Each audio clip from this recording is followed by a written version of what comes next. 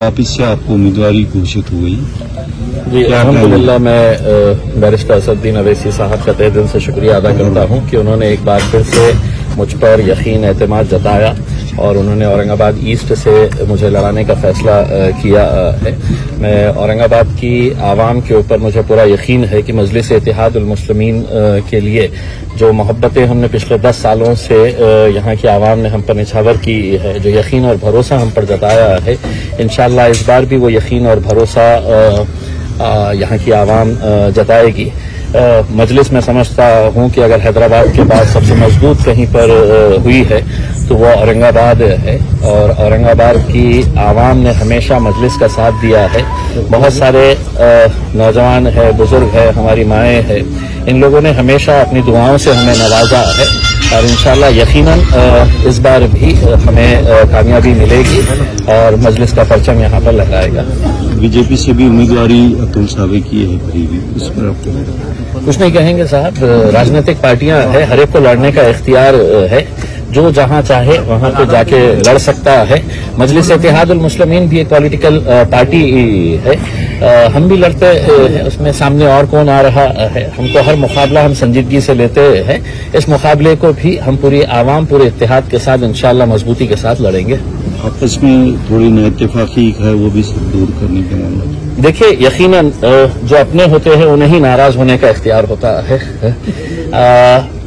और नेचुरल है कि जब एक पार्टी के अंदर बहुत सारे लोग काम करते हैं, बहुत सारों की ख्वाहिश होती है, तो किसी एक का जब फैसला होता है तो बड़ा नेचुरल सा है कि दूसरे जो हकदार है उनको थोड़ी नाराजगी होती है।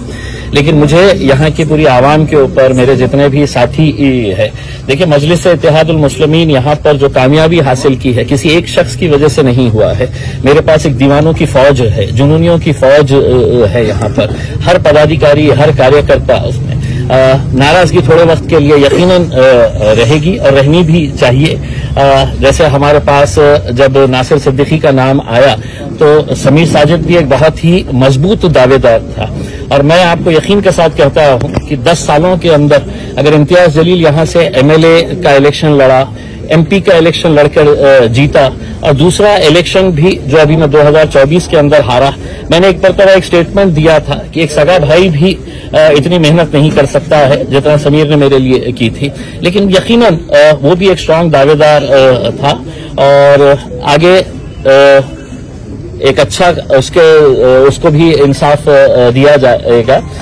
लेकिन मैं सिर्फ इस मौके के ऊपर यही कहना चाहूंगा कि हमारी पार्टी अपनी क़यादत उसी वक्त खड़े हो सकती है जब आप हर फैसले के ऊपर लब्बैक कहे करके। इसमें तो यकीनन समीर जो है वो मेरा छोटा भाई है, उसने हमेशा से मुझसे ये बात कहते हुए आया है कि मेरा यकीन, मेरा भरोसा जो है वो इम्तियाज जलील तुम्हारे ऊपर है करके। उसमें तो मेरे से जब नाराज है तो उसका पूरा हक है, पूरा इख्तियार है, लेकिन मुझे पूरा यकीन है जितनी मेहनत इम्तियाज जलील खुद करेगा उससे कुछ ज्यादा मेहनत जो है वो समीर साजिद और उसके साथ रहने वाली पूरी टीम करेगी इंशाअल्लाह।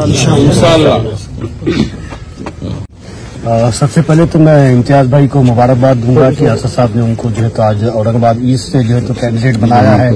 2 बार जो दीवार नहीं गिर सकी, इंशाअल्लाह इस बार इम्तियाज जलील साहब उस दीवार को जरूर गिराएंगे और इस कॉन्स्टिट्यूएंसी से जो है एमएलए बनेंगे। साथ ही मैं नासिर सिद्दीकी साहब को भी मुबारकबाद देता हूँ, इंशाअल्लाह उनके लिए भी मेहनत करेंगे, जमात को मजबूत करने के लिए मेहनत करेंगे।